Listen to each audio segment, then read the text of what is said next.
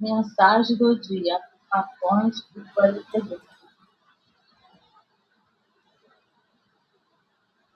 E não teria fim a mim para ser vida.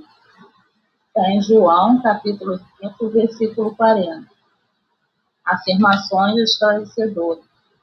Quantos procuram a sublimação da individualidade precisam entender o valor supremo da vontade no aprimoramento próprio. Os tempos, as escalas do cristianismo permanecem repletas de aprendizados que visualizam os deslumbram os poderes de Jesus, que lhes reconhecem a magnanimidade, caminhando, porém, ao saber de variações cruéis. Creem e descreem, ajudam e desajudam, organizam e perturbam, iluminam-se na fé e ensombram-se na desconfiança, e que espera a proteção do Senhor para desfrutarem o contentamento imediato no corpo, mas não querem ir até ele para se apossarem da vida eterna. Pedem o milagre das mãos do Cristo, mas não lhes aplicam as diretrizes. Solicitam-lhe a presença consoladora, portanto, não lhes acompanham os passos. Pretendem ouvi-los à beira do lago sereno, em pretensões de esperança, e conforta, todavia, negam a partilhas com ele o serviço da estrada, por meio do sacrifício pela vitória do bem. Cortejam-nos em Jerusalém, adornada de flores, mas fogem aos testemunhos de entendimento e bondade à frente da multidão desvairada e enferma, suplicando-lhes as bênçãos da ressurreição. No entanto, odeiam a cruz de espinhos que regenera e santifica.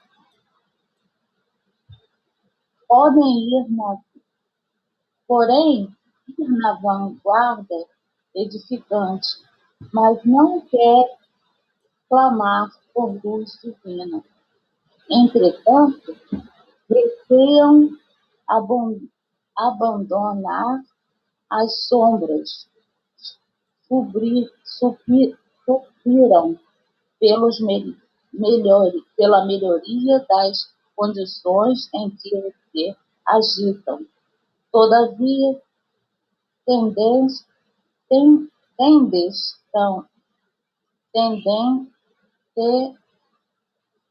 tendestam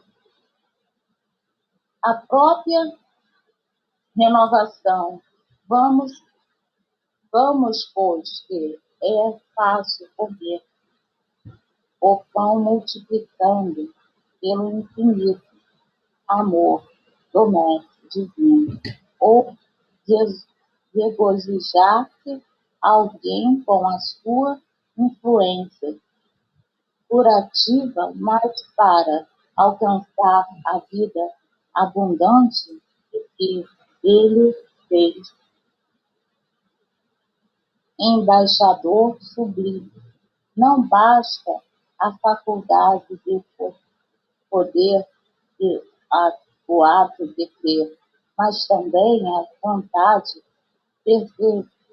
perseverante de quem aprendeu o trabalho de servir a perfeição e crer.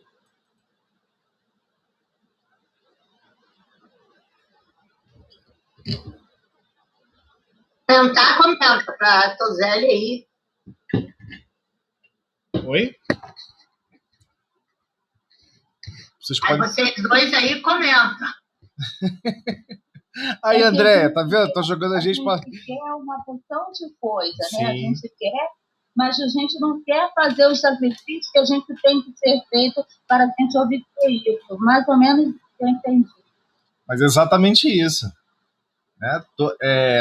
Comer o pão, né, que Jesus multiplicou, receber bênçãos, todo mundo quer, passa a acreditar, nossa, isso é tudo maravilhoso, eu acredito, eu quero seguir os seus passos. Mas aí no meio do caminho, né, e ele coloca isso pra gente, no meio do caminho de seguir os passos, a gente não quer mais acompanhar.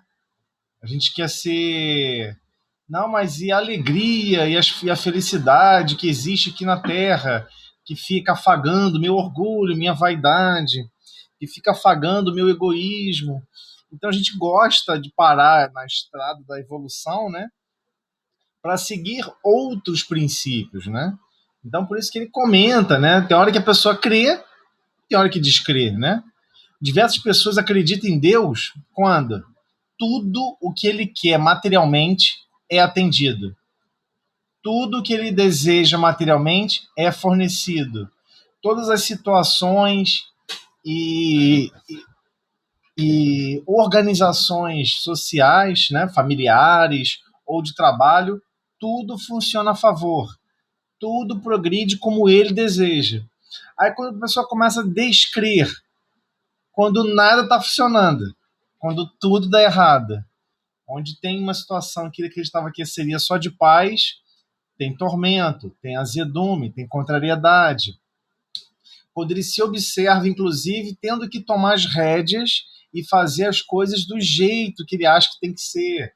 É porque ele não acredita mais que Deus esteja fornecendo para ele sofrimento, esteja fornecendo para ele desafios, esteja fornecendo provas. Então, ajudam e desajudam. Como é que você pode ajudar alguém e depois desajudar? Ué, a pessoa ajuda e depois não só retira ajuda, como prejudica. Como prejudica. Vou dar lição em fulano. Aí vai lá e dá lição em fulano. Isso é um desajudar, né? Organizam e perturbam. Iluminam-se de fé.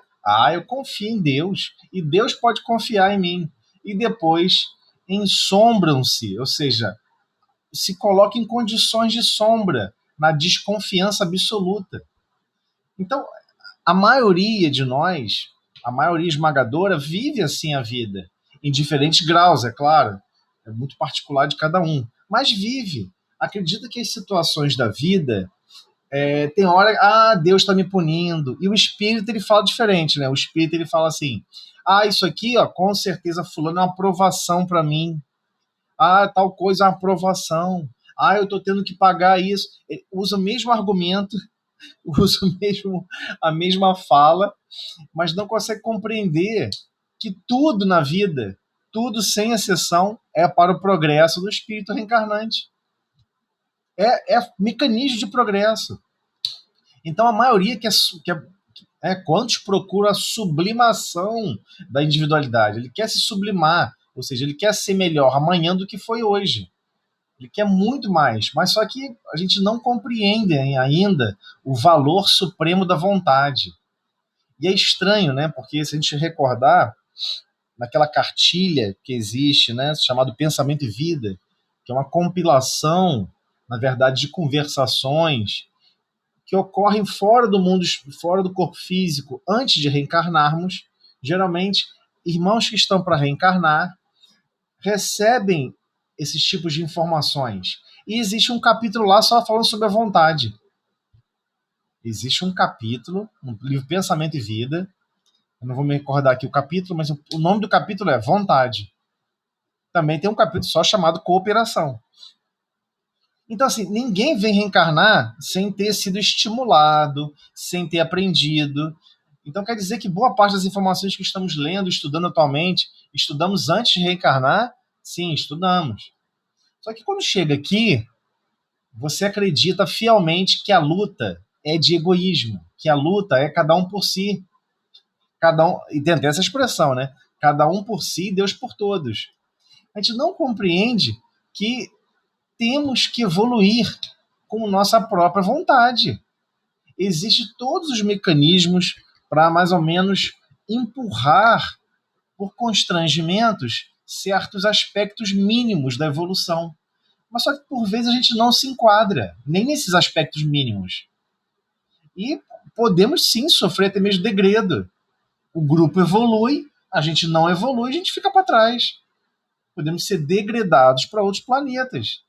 Caso esse aqui vamos supor, esse aqui se tornou, né, 90% da população mundial, ou 95%, se tornou espíritos que estão buscando se renovar. Tem essa força íntima, já consciente. Eu quero me renovar. Eu não quero mais ser como eu sou. Então o planeta deixa de ser de provas e expiações e passa a ser um planeta de regeneração. É esse o grande cataclisma que a maioria não percebeu que vai acontecer. O cataclisma central é: todos vão passar a querer se modificar. Eu não quero mais viver assim. Eu não quero mais ser como eu sou. Eu não gosto de mim mesmo. Eu quero mudar. Eu não quero mais ser egoísta. Eu não quero mais ser vaidoso, orgulhoso, presunçoso. Todos os osos, isos e asos, todas as qualidades inferiores e aspectos inferiores que a gente mesmo não gosta de ver em ninguém. A gente não quer ver mais na gente mesmo. Por que a gente fica tão impactado, né, com relação, quando a gente percebe, evidencia e percebe algo dessa natureza, que não é natureza sublime, em terceiros? Porque é o mesmo esforço que nós lutamos para tirar isso dentro de nós. Então a nossa aversão pelo próximo, na verdade, é aversão contra nós mesmos. Porque nós sabemos que aqueles valores, aquelas atividades, aquelas ações, aqueles pensamentos já habitaram ou habitam o nosso mundo íntimo. A gente tenta utilizar a mesma, tenta ser bem enfático. Eu não quero mais ser assim. Olha como é que aquilo ali é mal. Olha como aquilo ali prejudica. Então, o Emmanuel tenta, né, destacar isso para todos nós. E é engraçado, né? Geralmente, as religiões traz aquele que busca a religiosidade. Geralmente, quem busca a religiosidade busca por um aspecto um pouco mais de sedução, né? Nós gostamos de ser seduzidos, né? Ou seja, de obter recursos somente por estar buscando. Então, por exemplo, é que espera a proteção do Senhor para desfrutarem o contentamento imediato no corpo. Pedem o milagre das mãos do Cristo. Solicitam-lhe a presença consoladora. Pretendem ouvi-lo à beira do lago sereno, em preleções de esperança e conforto. Só que tudo isso é muito belo. Mas tudo isso é como se fosse um treinamento. Olha, isso é para vocês recarregarem a bateria para ir trabalhar. Isso é um alimento da alma. O Espiritismo já deixou isso claro. Todos esses recursos é para alimentar a nossa alma. Quem se alimenta para fazer alguma atividade. Né? Ninguém se alimenta para ficar parado. Você se alimenta para mobilizar, por exemplo, o corpo físico. Né? Você não pode, por exemplo, ficar 3 dias sem tomar água. Seu corpo físico depende de água. Não é à toa que ele é mais de 60% água. Você precisa tomar a água. Se você não se alimentar adequadamente, você não consegue caminhar, você não consegue correr, você não consegue fazer as atividades nem do dia a dia. Você não vai conseguir nem fazer a limpeza, a asepsia do seu lar. Porque você vai se abaixar e vai sentir dor aqui, dor ali, quando vê está entrevado, não consegue mais se mexer direito. Porque o corpo físico demanda manutenção. Então, mas o nosso mundo íntimo também demanda manutenção. Só que todas essas manutenções que nós fazemos com o nosso mundo íntimo é para depois realizarmos algo com o nosso mundo íntimo. É para operarmos em nome do Pai com o nosso mundo íntimo. E geralmente ainda não percebemos isso. Então aqueles mais desavisados não percebem isso. Por exemplo, nós esperamos geralmente a proteção do Senhor para desfrutar o contentamento imediato no corpo físico, mas não querem ir até Ele. Ir até o Cristo é seguir os passos do Cristo. Mas eu li a história desse negócio de Jesus de Nazaré, pô, danado, muito difícil. Ele não tinha posse, ele não tinha patrimônio, ele não tinha status social. Isso é muito difícil. Dá para seguir isso, não. Então a gente coloca Jesus num pedestal, e geralmente gostamos de fazer isso em relação a qualquer tipo de idolatria, para dizer que é inalcançável, impossível de obter qualquer traço de aspectos daquele formalismo de viver uma vida mais superior. Só que não é. Não é. Se você está numa posição de poder, se você está numa posição qualquer, saiba que você está ali designado, trabalhando para Deus. Você não está trabalhando para você e nem para os outros. O primeiro serviço que você está cumprindo ali é para Deus. É porque distorcemos a nossa convivência em termos de realidade. Gostamos de viver uma vida religiosa nas horas que estamos frequentando uma atividade religiosa. E gostamos de viver uma vida material quando estamos vivendo as atividades materiais. Só que não existe essa separação. Não tem nem fundamento. Não tem nem significância real para isso. Qual seria o significado da vida? Se 80, a pessoa às vezes, né, a semana tem 178 horas, né? 24 horas, contando as noites também, né? 24 horas vezes 7. Então, multiplicar, você vai ver que vai dar essa faixa. E aí você vai uma hora por semana, ou 2, se dedicar a alguma coisa do ponto de vista de transformação moral, de atitudes e de aspectos, de formas de como viver e conviver mais edificante, mais significativa para as diretrizes do Cristo. Aí você vai lá e estuda aquilo para não aplicar em nada? Não faz sentido, né? Então, muitos pedem milagre. Ah, Senhor, me cura, me ajude, me resolva. Muitos pedem milagre das mãos do Cristo, mas não lhe aceitam as diretrizes. Não aceita. Olha, você tem que perdoar. Ah, perdoar fulano? Não perdoa, não. Aí a pessoa não perdoa, espizinha, maltrata a Deus e o mundo. Aí chega num centro espírita, ou numa igreja católica, ou protestante, seja o que for, e vai lá orar, pedir um milagre ao Cristo.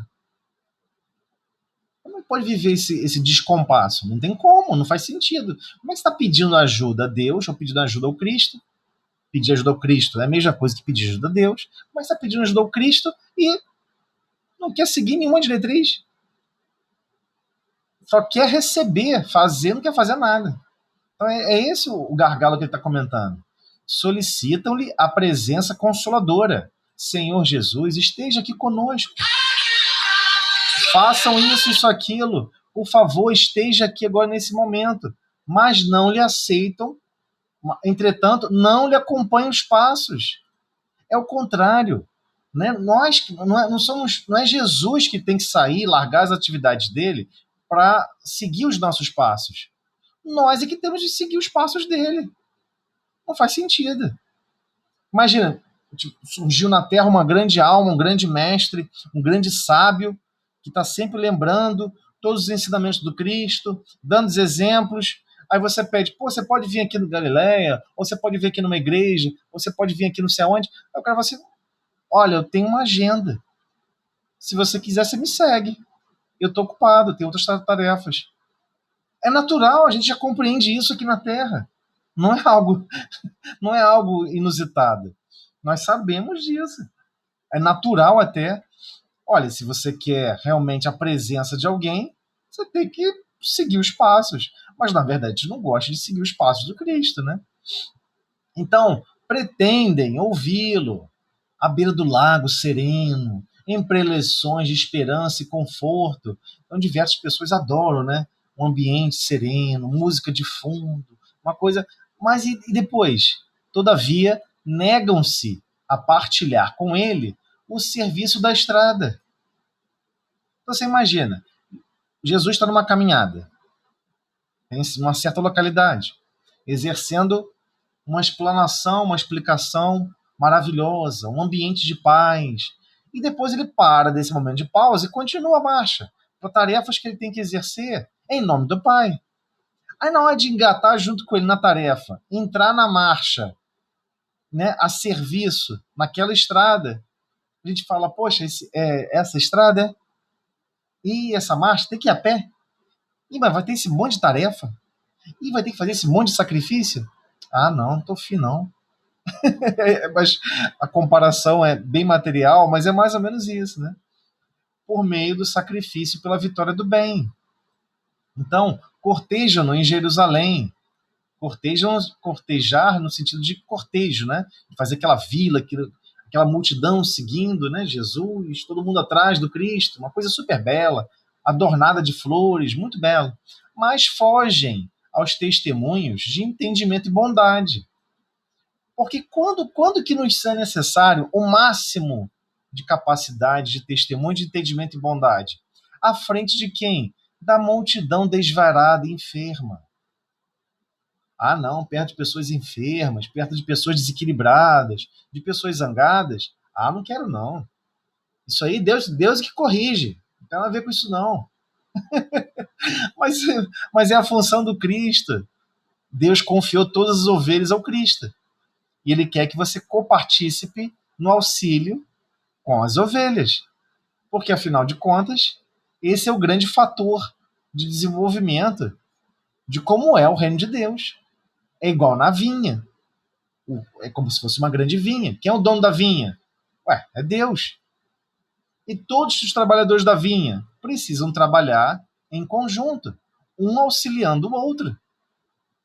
Um auxiliando o outro, senão não tem sentido. Não existe essa atividade individual. Eu vou progredir para Deus, não vou progredir sozinho.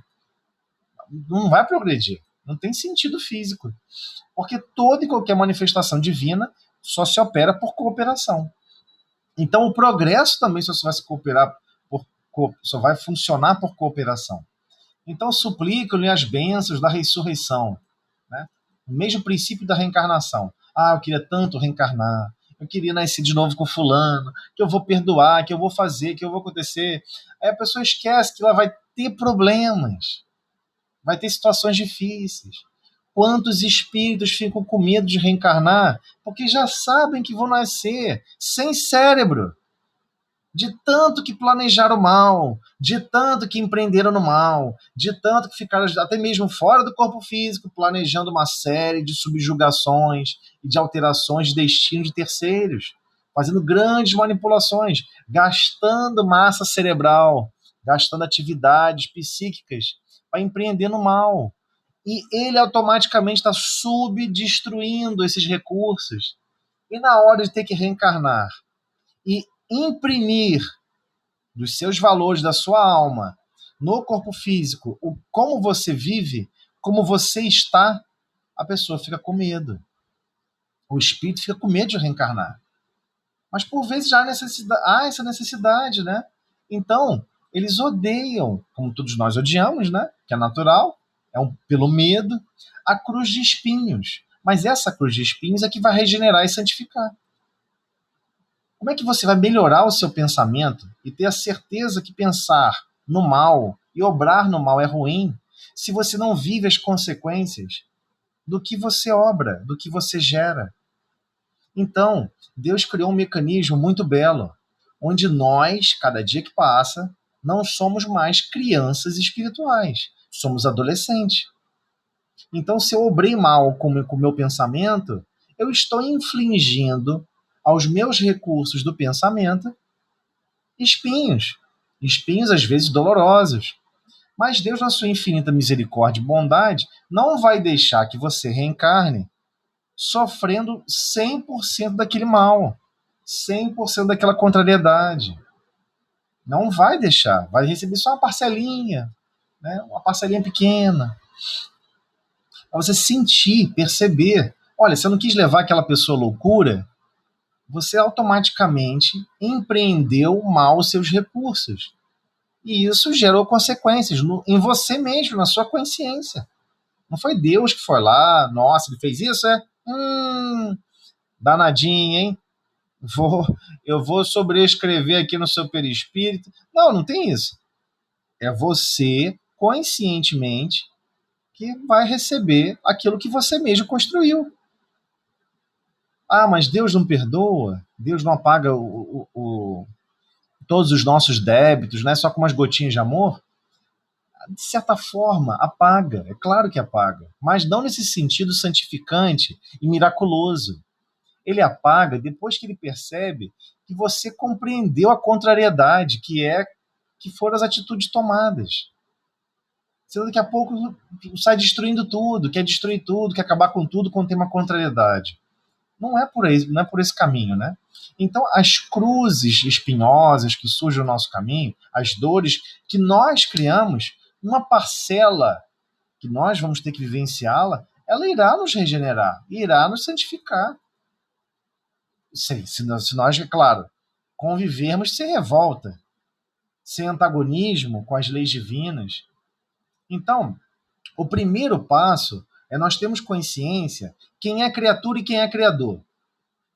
Então, muitos não aceitam, não vão aceitar ainda, por um longo tempo, serem criaturas. A maioria da nossa consciência equivocada, mal coordenada, mal equilibrada, nós nos achamos criadores. Não, mas criamos computador, nós criamos isso, não criou nada. Não criou nada. Tudo isso aí, por vezes, 100% foi inspiração de terceiros fora do corpo físico, que está coordenando e guiando o progresso da humanidade. Mas eles não querem levar o mérito desse processo. Mas o progresso tem que existir. Eles não vão parar o progresso do planeta porque alguém vai ficar todo vaidosinho e orgulhoso do que conseguiu participar e colaborar. Até hoje, nas ciências e na estrutura educacional, vamos observar nomes de pessoas. Equação de Bernoulli, teorema de Einstein, de não sei quem, de não sei o que lá. Aí o cara desencarna e descobre que, na verdade, não foi nada dele. Essencialmente, nada dele. Ele foi só um alto-falante, e às vezes um péssimo alto-falante. Às vezes coordenou, estruturou e às vezes até apresentou aquelas informações de uma maneira truncada, de uma maneira imprecisa, pobre. Então, é complicado. O ato de aprender um idioma, o ato de aprender a andar. Quando nós estudamos aqui no ESD, acho que quem estava aqui deve ter lembrado, quando nós estamos nessa fase inicial da infância, nós acreditamos que nós aprendemos tudo isso com nossos pais. Mas é uma visão infantil, uma visão até materialista. Nós acreditamos que a presença dos pais é que conduziu, unicamente, somente os pais, é que conduziu aquele aprendizado. A criança não falava nada, de repente fala uma palavra, fala outra, aí do nada está falando. Mas é engraçado que a gente não registra isso. Ninguém faz a estatística. Se fizer a estatística, você vai ver que o modelo não é linear. Não é linear. Então, como é que deu aquele salto fora da linearidade? O salto é simples. Você está convivendo e recebendo ajuda de um espírito guia fora do corpo físico todas as noites. E ele está te ajudando, te ensinando até andar, a se equilibrar, a falar, te ensinando até aquele idioma. Porque quem disse que a gente veio da última encarnação foi aqui mesmo no Brasil? A gente não foi. É aquela dificuldade danada com o idioma. Mas e aí? Você acha que a espiritualidade superior vai deixar você sozinho com a dificuldade? Não, eles deixam o espírito guia do seu lado, que vai te ajudar nos mínimos detalhes. E é estranho, porque essa parte, nós lemos várias vezes, aqui mesmo no estudo ESD, a Ana deve lembrar, né? Outras pessoas estavam presentes, André também deve lembrar, como que a preparação da encarnação é uma coisa fenomenal. Fenomenal. Tudo para fornecer os recursos básicos e essenciais para a gente ter uma boa condução, para a gente conseguir conduzir. Mas o nosso orgulho é muito extremado. Se tivéssemos consciência, a lembrança de que alguém nos ajudou, que nós aprendemos o idioma não foi sozinho, que aquele estudo que você estava fazendo de matemática, que estava cheio de dificuldade, de repente você conseguiu perceber e aprender, não foi você sozinho. Você ficar se sentindo altamente inferior, porque nós ainda não nos sentimos cooperadores da obra divina. Então é um problema gravíssimo, ainda que ainda temos que transformar no nosso mundo íntimo. Por isso que ele fala de as bênçãos, suplicam as bênçãos da ressurreição, ou seja, da reencarnação. Por que tem bênçãos? Porque verdade é uma bênção. Você já vai chegar devendo um corpo físico. Pessoas vão estar te amando, não importa quem você foi. Às vezes você é o algoz daquelas pessoas que estão te recebendo. Você fez mal àquelas pessoas. Mas no mecanismo divino, você já está recebendo essa bênção. Aquelas almas estarão te amando, dentro das limitações dela. Te amando, te servindo, cooperando com o seu destino. Se martirizando para que você possa ter recursos, para que você possa ter condições de fazer alguma coisa, de conseguir caminhar, de conseguir avançar. Então essas bênçãos da reencarnação, e são bênçãos genuínas, nós não compreendemos e não valorizamos. A primeira bênção que nós compreendemos no estudo do ESD, quando vamos estudar sobre o espírito guia, ou espírito protetor, ou anjo da guarda, o nome que quiser dar, é que esse espírito fica com você continuamente. Ele está te guiando continuamente. E por vezes nem sequer ele está nesse planeta. Por vezes ele está numa condição muito mais superior, mas ele está interligado mente a mente com você. Não são palavras minhas. Está no estudo do ESD. É só voltar o livro aí e chegar no capítulo que trata sobre o espírito anjo da guarda. Ele está ali, em missão de serviço. E ele, quando recebe esse serviço, ele recebe como uma outorga, uma obrigação. Você vai receber uma obrigação. Você vai ficar ligado com fulano lá na Terra. E ele não vai falar, é com fulano, poxa, tem coisa melhor não, hein? Ele fica feliz de poder servir a fulano. Eu vou estimular ele, eu vou ampará-lo, eu vou socorrê-lo, eu vou... Por quê? Porque essa é a identidade do futuro. É isso que estamos nos preparando. Para amar e servir continuamente. Então, podem ir na vanguarda edificante.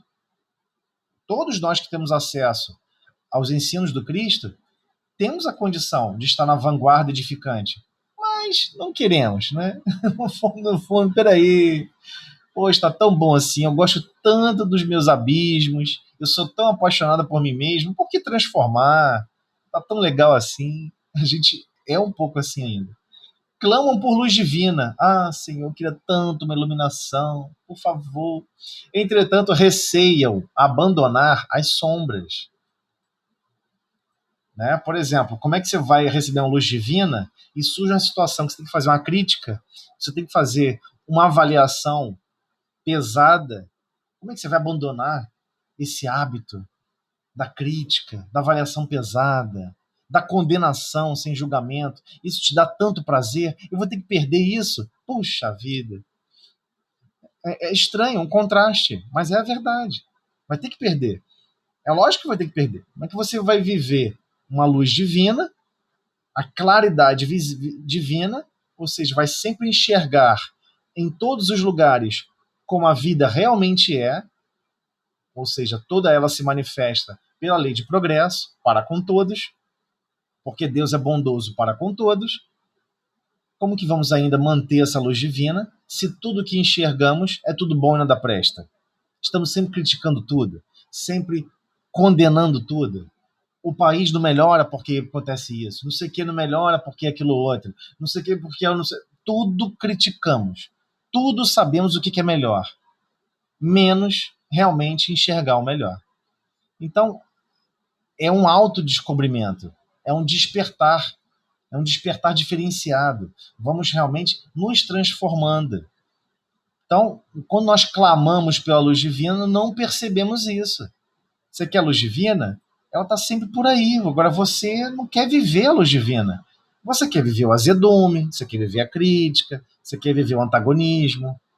Fica difícil ver qualquer tipo de luz, né? Então, por vezes, é isso mesmo. A gente prefere as sombras.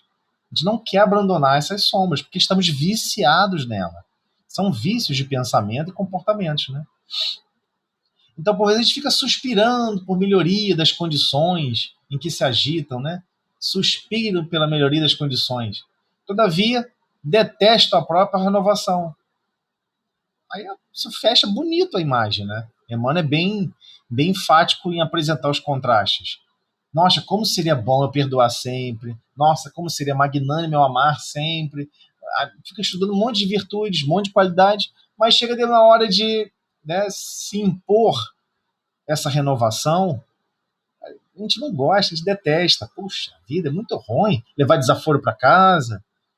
É muito ruim não poder me expressar, né, abertamente.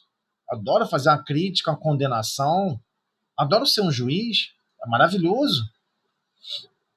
Mas já descobrimos, né, que dentro das leis morais não existe justiça sozinho. Só existe justiça, amor e caridade.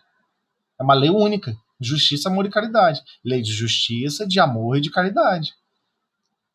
Imagina, se implantar uma lei dessa em todas as redes sociais. Olha, você só pode aplicar aqui justiça se você aplicar amor e caridade. Você só pode fazer algum tipo de justiça verbal, se você, ou por escrito, não importa, se você conseguir enxergar e conseguir escrever aspectos de amor para aquela pessoa e aspectos de caridade, benevolência, tolerância ou compreensão e perdão. Você consegue? Ah, não consigo. Então é melhor você não ficar só na parte de justiça, não, hein? Porque dá ruim. Dá ruim. Você está agitando aspectos da própria alma que, na verdade, tem a ver com o egoísmo ferido, com o orgulho ferido, a vaidade ferida. É um ego que está gritando na frente. Não é exatamente o desejo da melhoria de ninguém. Nós temos que tomar muito cuidado como manifestamos o nosso mundo íntimo. Porque se realmente estamos preocupados com a nossa melhoria, temos que estar preocupados com a nossa renovação. Renovação de pensamentos, renovação de atitudes, renovar os nossos valores. Esse valor eu não quero mais. Responder e falar assim, eu não quero mais, eu quero mudar.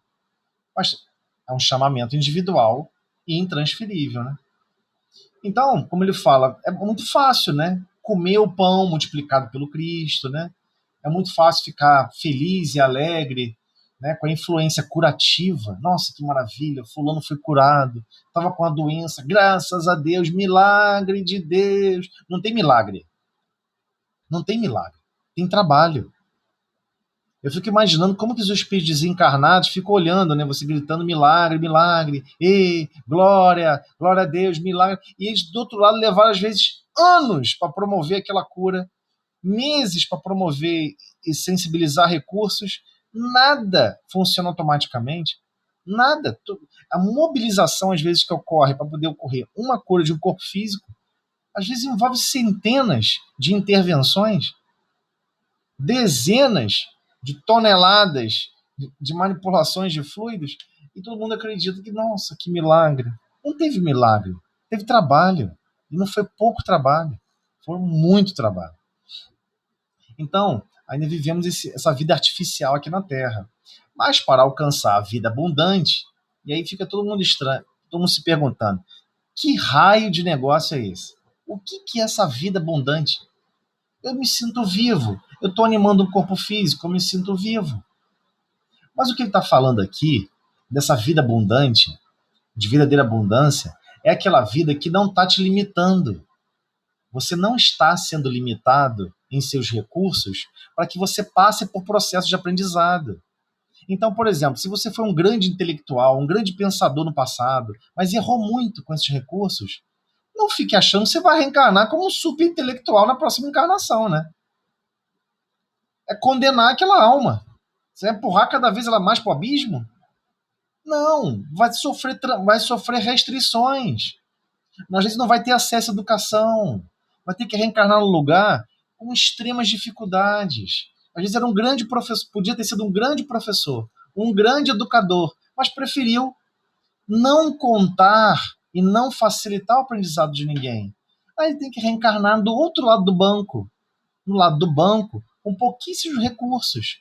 Sentar ali e ter dificuldade para escrever, não ter caderno para escrever com um cotoquinho de lápis, gerar bastante calo nos dedos. Isso é crueldade? Não. É o amor divino. Olha, você tem que passar por essa restrição.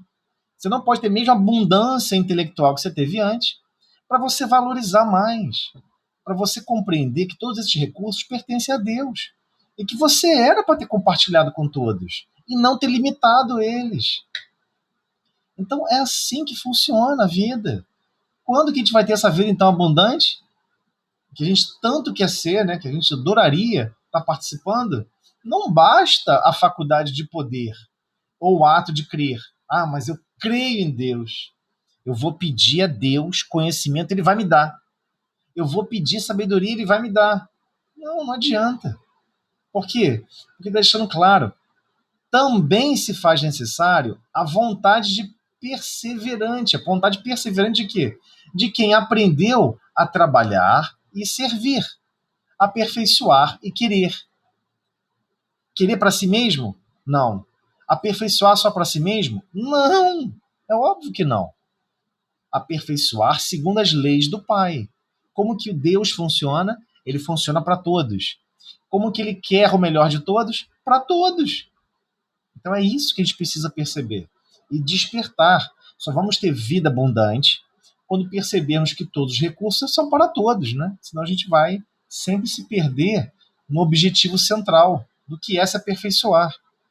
Tudo que estamos desenvolvendo em nossa encarnação. Ah, mas estou desenvolvendo muita fé para mim. Tá fazendo errado. Fé é para todos. Então, talvez você tenha desenvolvido uma grande capacidade em certo setor de convivência. Pode apostar. É para você servir a outras pessoas. Nossa, eu consegui aprender, tem muita facilidade com matemática. Mas não é para você. É para todos. É para o próximo. Cata alguém que tem dificuldade. Então, sempre gostamos daquele exemplo. Qual vai ser o futuro das salas de aula? Os alunos que tiram nota boa não vão aceitar que um outro aluno tire nota ruim. 60% das pessoas tiraram 10 numa turma. Ele não vai aceitar que 40% tenha tirado 2. Ele não vai aceitar. Ele acha que aquilo até é ofensivo.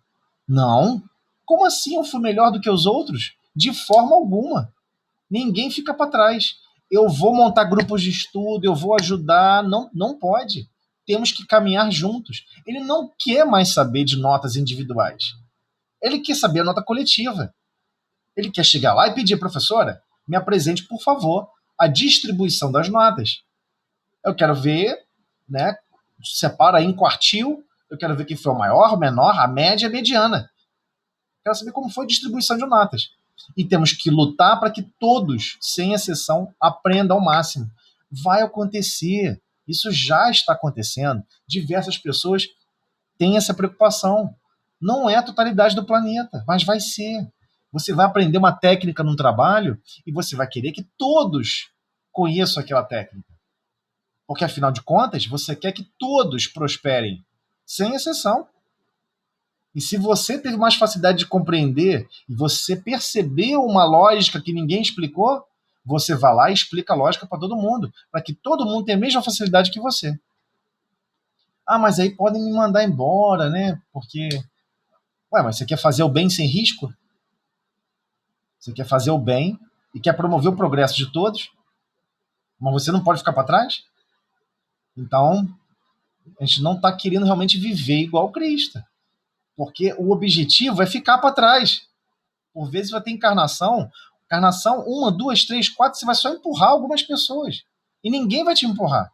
Ninguém. E você vai fazer isso feliz. Eu quero empurrar, nem que eu fique para trás, mas eu vou ter a certeza absoluta que eu consegui dinamizar, empurrar outras almas para avançar. Então, isso é uma afirmação. Você tem que se autoafirmar. Eu quero seguir esses novos padrões. Eu não quero viver os padrões que eu vivia. Né? Aconteceu um fenômeno na internet, né? Todos divulgam como que faz isso no computador, como que faz aquilo. Antigamente só tinha cursos fechados. Era curso fechado, trancado. Quem conheceu o início da informática era assim. Você queria aprender tabela de não sei o quê, aprender a manipular Lotus 1, 2, 3, depois virou Excel. Se você quisesse aprender isso, você tinha que pagar um curso. E aqueles que tinham um curso tinham o maior orgulho. Nossa, eu sei fazer isso. Como se tornava o quê? Um diferencial. E todos ficavam, ninguém percebia, mas do nada surgiram outras iniciativas. Quando colocaram vídeos online, surgiram outras iniciativas. Hoje você tem cursos inteiros online. Tem universidades até mesmo americanas, onde o curso inteiro é online, aberto. Só você ir lá estudar e fazer os testes, fazer a prova. Você ganha até certificado. A quem quer fazer? É aquele que tem vontade. Então, é o mesmo aspecto com relação aos esclarecimentos divinos. Eles já estão aí, eles estão facilitados, mas ninguém pode pular dentro do outro e criar vontade dentro do outro. Não tem como, é um despertamento. Né? Como dizia Sócrates, de uma maneira muito bela, a mãe de Sócrates era parteira. E dizia a Sócrates, eu não tenho como fazer um parto de uma pessoa que não está grávida, ou grávida. Você vai fazer a pessoa... Não, é a mesma coisa, é a vontade. A vontade é o diferencial. Lógico que estamos sempre lembrando, boa vontade, coragem.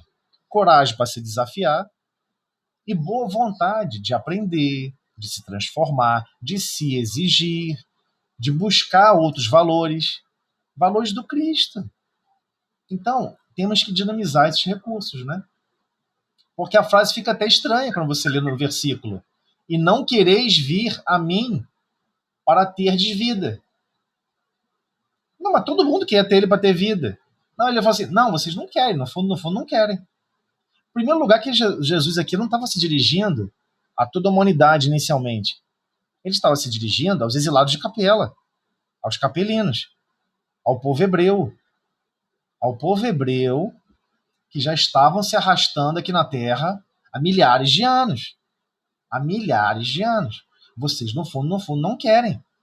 Ainda estão revoltados. Não querem ceder a esses aspectos que, inclusive, vocês sofreram degredo. Na conversa ali, na miúde, Jesus falava vários aspectos que eles percebiam desses valores, né? Porque eles ficaram ali durante milhares de anos sendo doutrinados por Moisés, e foram leis duras. Eles tentavam seguir ao máximo, mas no fundo, no mundo íntimo, não seguiam, né? E assim estamos nós hoje. Ainda não seguimos essas verdades no nosso mundo íntimo. E temos que buscar essa afirmação. Eu vou cumprir. Eu vou me melhorar. Eu vou progredir. Não apenas com os recursos naturais de constrangimento divino. Eu vou perceber o constrangimento divino e eu vou me aplicar ainda mais. Se é para cuidar de uma criança, eu vou cuidar ainda melhor. Se é para fazer uma comida, eu vou fazer a melhor que eu tiver capacidade. E se eu não tiver capacidade, eu vou buscar essa capacidade. Eu vou aprender, eu vou fazer curso, eu vou buscar um vídeo, eu vou não sei o quê. Se vira, pula, rapaz. Tem que dar os pulos, né? Infelizmente, é esse o teu. E confiar que vai conseguir. Isso que é ter fé, né? Exatamente. Força, raça, garra e determinação. Tem que ter esse espírito de guerreiro para conseguir vencer essas limitações, todos nós. Então, Tosé, faz a nossa prece e você abre a próxima. Sim, tudo bem. Tá? Pode fazer. Senhor Jesus, mestre de infinito amor e misericórdia, agradecemos, Senhor, pelos teus ensinamentos, pelas tuas diretrizes seguras de progresso, pelas suas direções de como viver, de como interagir, de como transformar o nosso mundo íntimo, como nos enxergarmos, nos reconhecermos. com as palavras de grandes obreiros, grandes trabalhadores, que nos destacam para todos nós a verdadeira interpretação mais profunda que todos nós devemos buscar para seguirmos o caminho que leva a Deus. Obrigado, Senhor, por todas as possibilidades que nos são ofertadas. Que assim seja. Essa prece, pedimos permissão para continuar o nosso estudo do Oeste. Muito obrigada.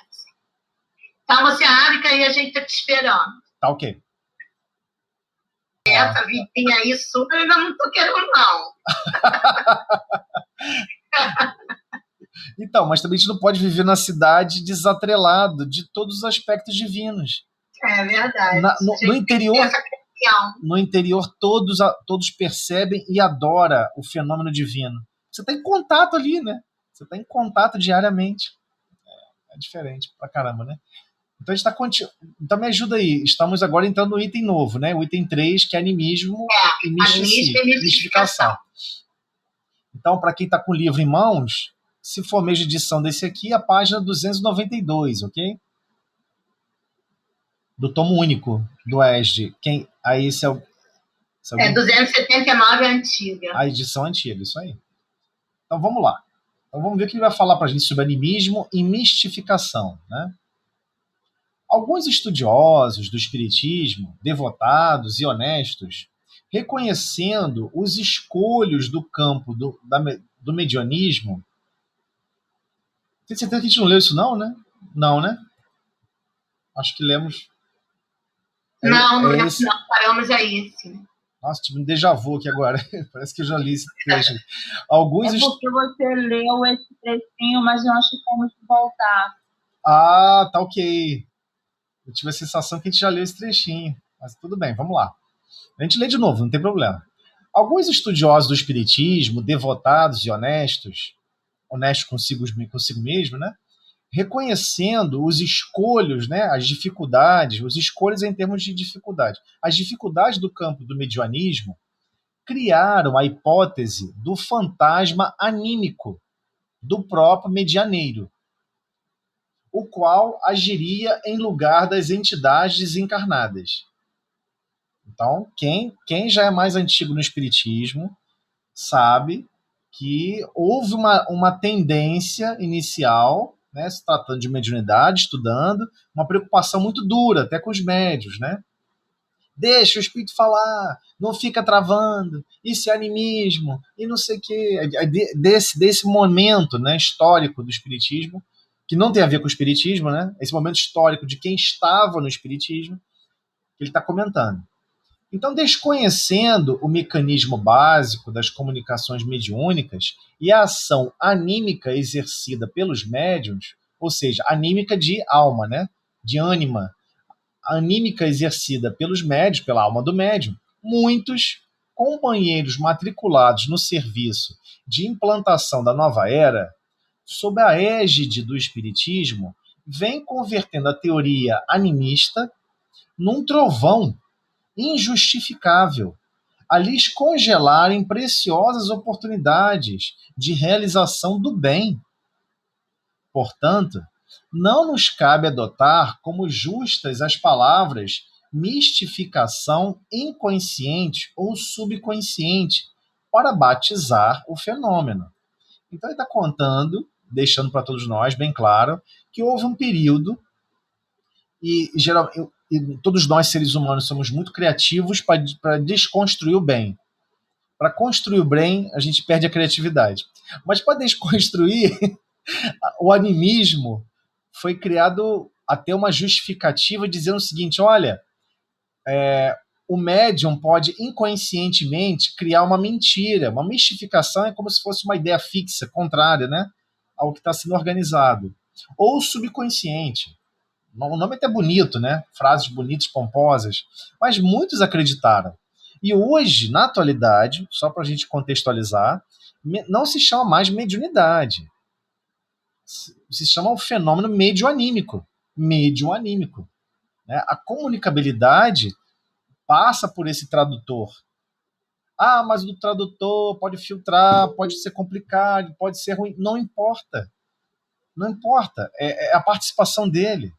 E não importa se vai ocorrer daquela maneira e foi permitido daquela maneira e com aquelas limitações, se foi coordenado com aquelas limitações, aí a questão da confiança, não tem problema. Os médios estando estudando e se desenvolvendo, tudo isso vai progredir. Não existe um estágio perfeito. Olha, alcançamos a sublimação da mediunidade. O médio já não interfere mais. Impossível. Nunca vai haver isso. Só quando se tornar Cristo. Aí você vai conseguir ser médium de Deus. Mas fora isso, não tem como. É impossível. Que havia muita crítica, né, em relação a essa parte, né, José? Ainda há, né? Ainda há uma certa... Eu não sei, acho que uma certa resistência, uma maneira de enxergar o fenômeno com uma certa resistência e tal. E falou assim, falou assado. Parece que mas isso parece que é muito mais um médium do que a comunicação mesmo. Então é especificamente disso que ele está querendo tratar, né? Tirar esse grau de misticismo, né? Essa coisa inventada aí, mística, essa mística com relação ao animismo. Que é a invenção humana, né? A invenção humana. Oi, sim, pode falar. Posso fazer uma perguntinha? Claro. Sim, é que no livro se não me engano, é do Chico mesmo, do filme, né? Do Chico, e a gente, até no livro mesmo, no filme, tem até uma mãe, né, na época que o Chico estava se fotografando, e pessoas que seus filhos desencarnaram, algum amor que ele desencarnou, a pessoa ia lá procurar o Chico para saber informações sobre seus amores, né?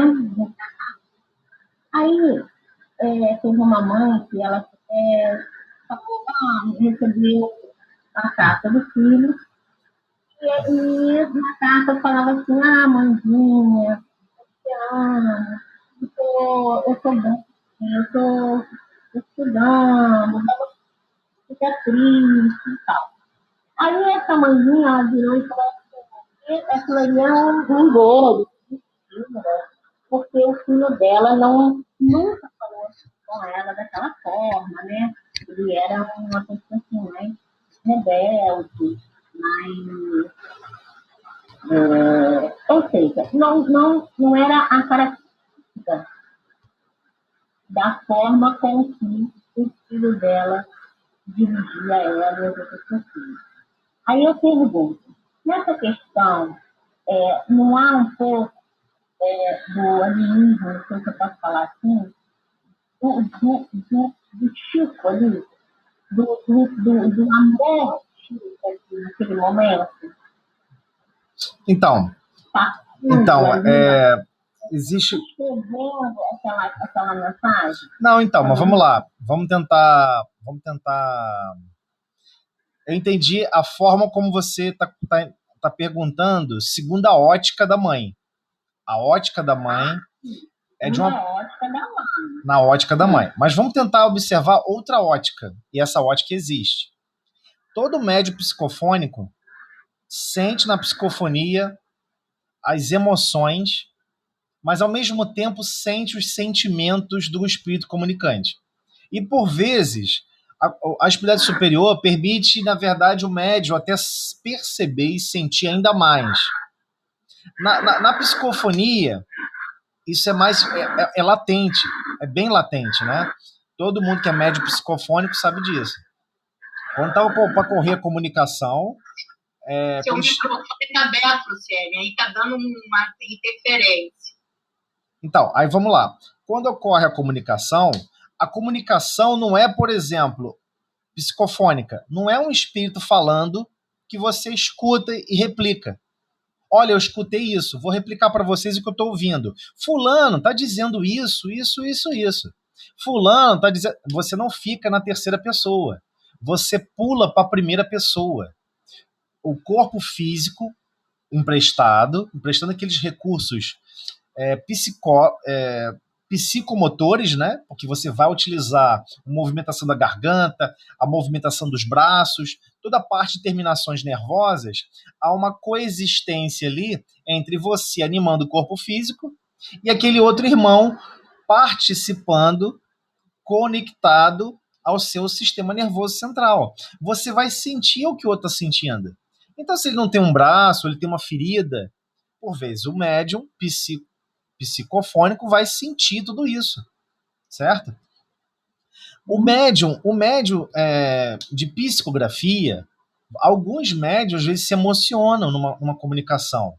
Está escrevendo e de repente sente uma vontade de chorar. Ué, se é só escrita, por que você está chorando? Já pode pensar nisso? Se é só escrita, por que ele tem vontade de chorar? Por que de repente ele ficou com tristeza? Ou ficou com raiva? Ele sabe que não era o sentimento que ele tinha há 2, 3 minutos atrás. Por que de repente ele ficou com esse rubor de sentimentos? Ué, porque esse rubor de sentimentos tem a ver com o princípio da comunicação. A consequência final foi materializar numa forma de carta. Mas isso não quer dizer que você não perceba os sentimentos de quem está escrevendo. Então, existem diversas pessoas que vivem num casulo, chamado casulo da personalidade. A pessoa não chora porque tem vergonha de chorar na frente dos outros. Vários homens se comportam assim. Ah, eu não vou chorar não? Nossa, aquilo ali me emocionou muito, mas ele segura o choro. Não, eu sou homem, não vou chorar. Então ele vende a imagem que a sociedade cobra dele. Né? A pessoa cortou o dedo, não vai gritar de dor, ele vai segurar a dor ali quieto. Então, a gente tem que compreender também que, na verdade, a própria mãe não conhecia os valores íntimos mais profundos do filho. Não conhece. Quantas pessoas do sexo masculino que você conhece que chega para você e abre o seu coração e fala dos sentimentos mais genuínos que essa alma anima? Você não vai encontrar isso. As pessoas não são assim.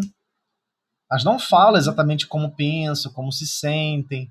Então, a gente, de repente, tem vontade de ser carinhoso com a mãe, mas ele fica com medo e tal, com receio, e não é carinhoso. É do indivíduo. Cada ser humano tem essa individualidade. E isso também acontece com as mulheres. A gente tem uma filha mulher que não gosta de ser carinhoso com ninguém, nem com a própria família. Quando tu vê, às vezes parece que se tornaram estranhos no mesmo lar. É o que mais acontece. Porque não há um interesse mútuo, real, de dinamizar esses sentimentos, de valorizar esses sentimentos. Tem pessoas que você vai abraçar, a pessoa fala, ei, para com isso, deixa disso. Às vezes é até familiar. Às vezes é até familiar. A gente tem que compreender isso. As pessoas estão como construindo um castelo das emoções. Está tudo trancafiado em salas especiais. E o que está em volta? Somente aquele fosso de crocodilo. É um mecanismo de autodefesa. É normal acontecer isso. Então, quando o médium, como Chico Xavier, que é uma alma mais sensível, e de certa forma não se sente inibido em nada, ele nunca se sentiu inibido em nada. Você vai ver entrevistas de Chico fala assim, poxa, Chico, você tinha algum desejo muito profundo? Aí ele fala, poxa, eu queria tanto ser uma mãe, de poder amamentar. Ele não está preocupado com a imagem dele. A pessoa que fala isso não está preocupada com a própria imagem. Pô, será que eu vou ser chamado de mulherzinha? Ele não está nesse estágio social. Ele não está preocupado com isso. Não está. E várias pessoas estão. Eu diria até que 90% da população está preocupada. Né? Antigamente tinha isso. A pessoa falava assim, virava seu chinelo de cabeça para baixo. Aí a pessoa falava assim, sua mãe vai morrer, hein? Aí você fala, quem tinha um pouco mais de bom senso, perguntou, que chinelo tem a ver com a minha mãe? Mas como todo mundo estava falando, você lá desvirava o chinelo. Mas por que você desvirava o chinelo? Por coação social. Se todo mundo desvirou, você desvira também. Então, basicamente, a maioria das mães não conhece os filhos. Não conhece mesmo. Então, ela está reclamando de algo porque ela vivia num azedume, num clima ruim dentro de casa, 90% do tempo. E ela nunca quis edificar um lar com amor, com ternura, né? Nunca quis lá ser... Porque geralmente a pessoa reflete carinho e ternura se você fornece carinho e ternura. Se você não fornece isso, como é que você vai conseguir? Às vezes a pessoa fornecendo muito não consegue, que a pessoa está numa restrição de exercícios de carinho. Então, nós temos que entender esse aspecto também. Quem disse que ela conhecia tão bem assim o filho? Talvez ele sempre quis sempre se portar assim com a mãe, mas achava que não podia. Às vezes tinha um pai muito rígido do lado e falava assim: você tem que falar igual homem, isso é coisa de mulherzinha.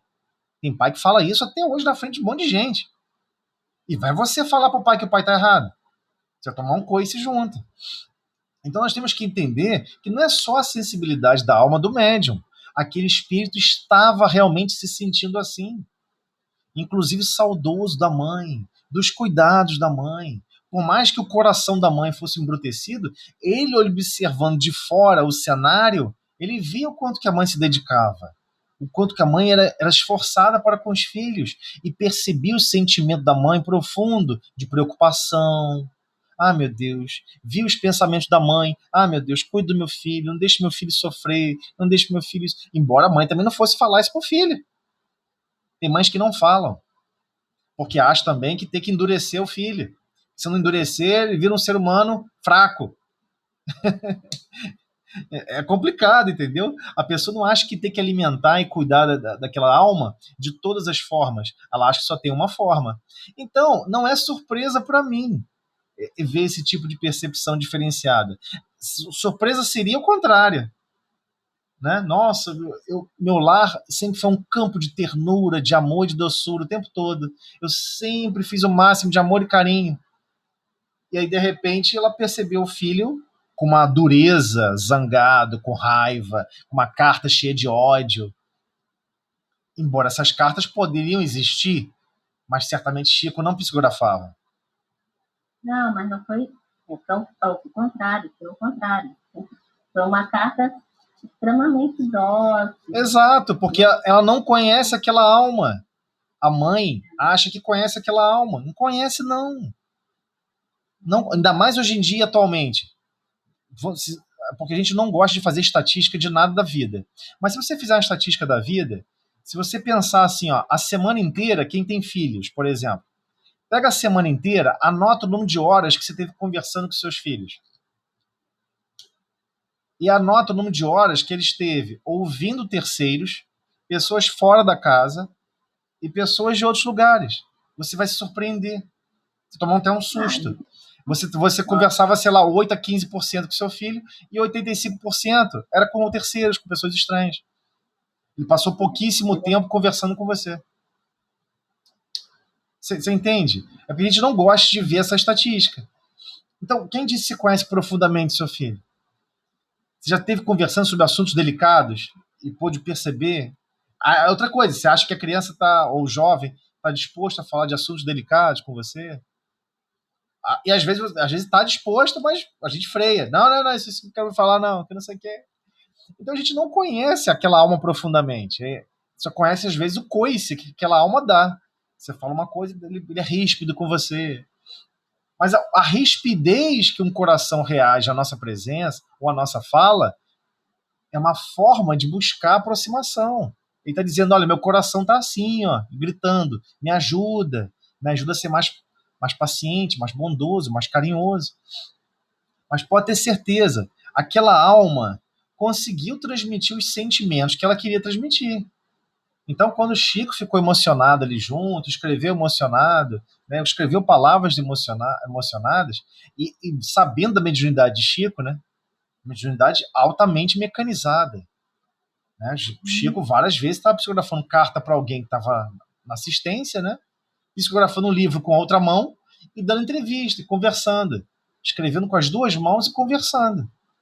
Ou seja, a mente dele não está 100% participativa, mas sim, sempre existe o filtro do médium.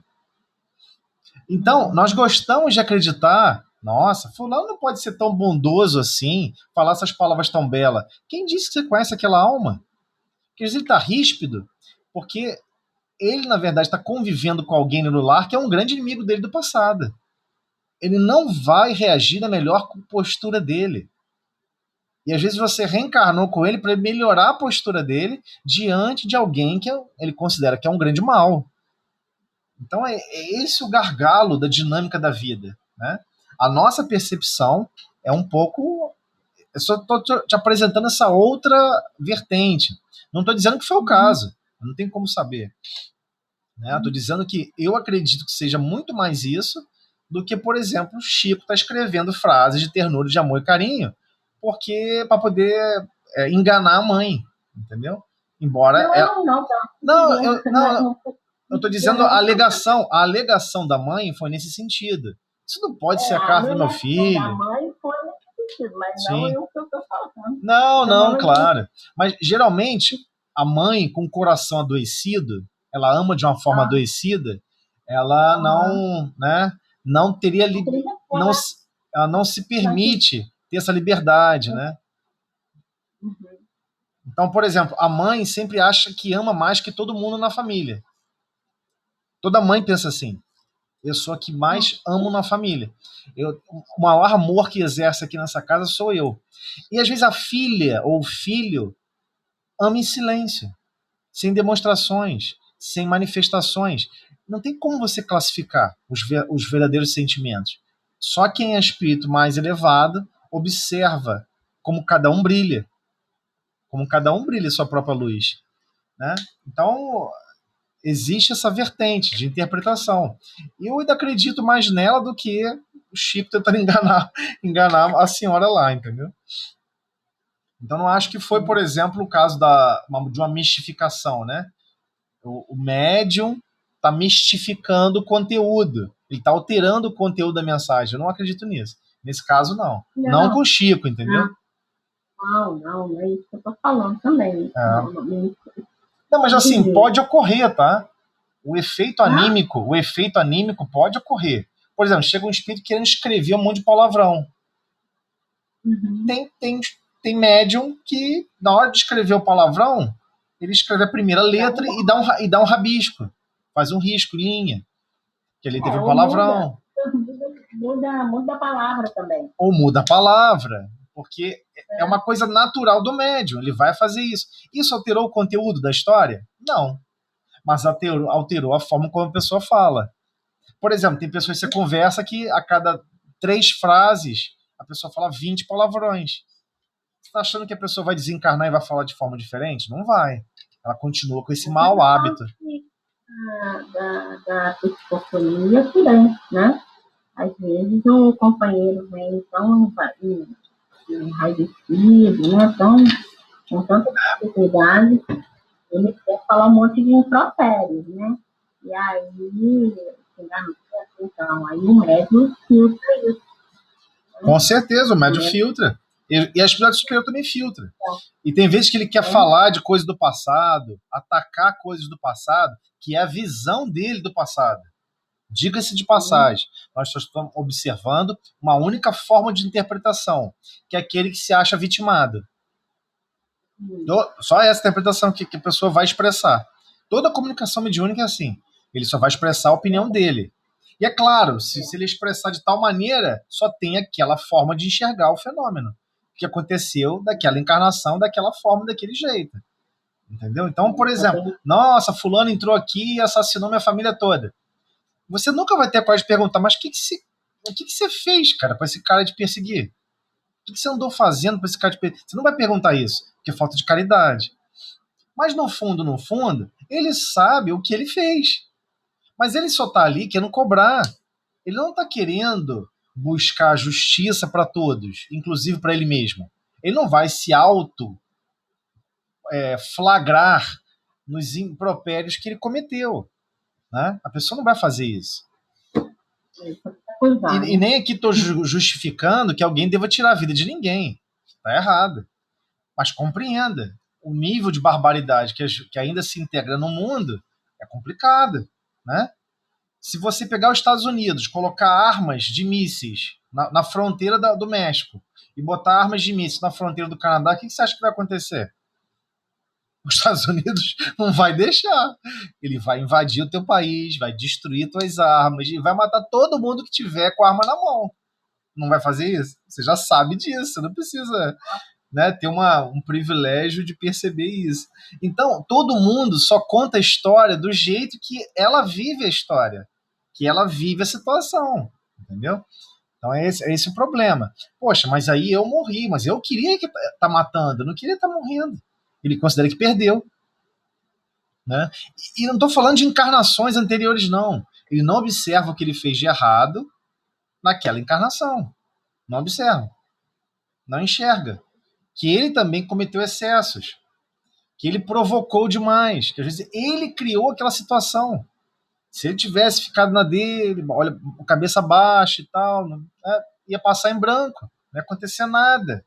Eu estou falando, é importante a gente ver séries, filmes, e tentar identificar. Caramba, se ele ali tivesse ficado na dele, não estaria lutando agora ali entre facas para poder ver quem vive e quem morre. Às vezes é isso. Ah, mas ele vai se sentir ofendido, humilhado. Ele não quer aceitar ofensa e humilhação. Então, meu camarada, se você não quer aceitar ofensa e humilhação, você quer sempre guerrear, lutar em sangue. Então, nós não conhecemos o fundo da alma das pessoas. O fundo da alma, às vezes nem a própria pessoa conhece, né?